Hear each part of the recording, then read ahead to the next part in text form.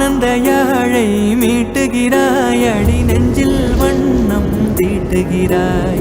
யாழ் இசைச்சா என்ன ஒரு ஆனந்தமான சூழ்நிலை உருவாகுமோ அத உன்னோட குரலே எனக்கு தருது அப்படின்ற பொருளை கவிஞர் நா. முத்துக்குமார் இந்த வரிகளில் கூறியிருப்பார்.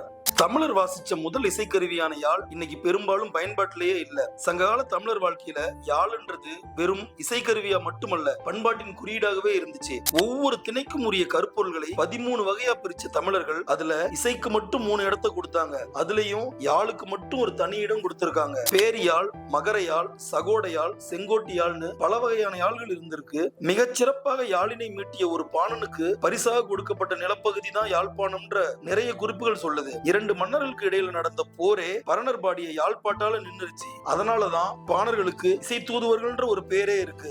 யாழ் பற்றிய பல அரிய தகவல்களை தன்னுடைய யாழதிகாரம் என்னும் நூலில செந்தமிழனி மேகவர்ஷினி அவர்கள் அழகாக குறிப்பிட்டிருக்காங்க.